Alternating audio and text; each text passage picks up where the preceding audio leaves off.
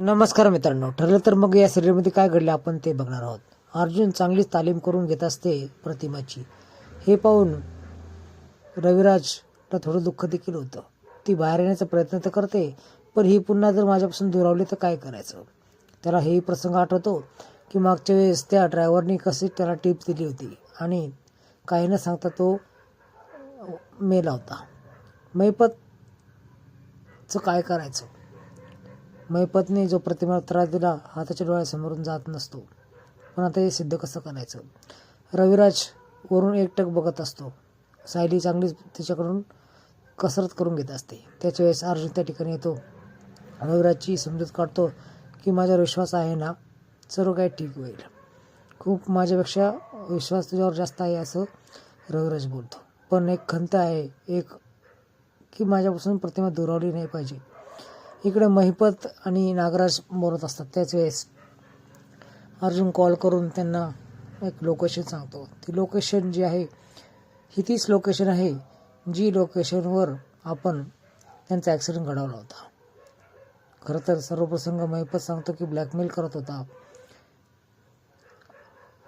Location भेटल्यानंतर तर नागराजची तर चांगलीच हवा ताईट झालेली असते. तो गुंडांना बोलवतो आणि सर्व साहित्य तयार करा, आपल्याला खूप मोठं कांड करायचं आहे असं महिपत बोलतो. सर्व गुंड त्या लोकेशनला आधीच जाणार असतात. इकडे सर्वजण पूजा करायचं ठरवतात. दिव्याची प्रार्थना करून त्या ठिकाणी जायचा मानस ठेवतात. तसं देवपूजा करतात आणि याच्यामध्ये सुमन देखील सामील होते. ती सर्वांना प्रसाद देते आणि सर्वजण निघून जातात. इकडे प्रिया नागराजला कॉल करते आणि कुठे आहात, इथं सायली आणि अर्जुन सकाळपासून नाहीत असं ती बोलते.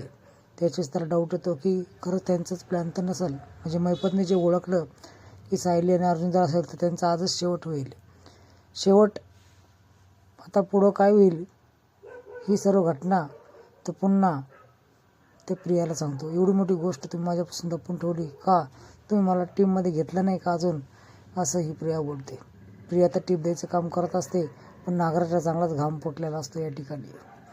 इकडे चैतन्य आणि प्रतिमा त्या लपून बसले असतात. तेवढ्यात एक मशाल घेऊन महिपत त्या ठिकाणी येतो.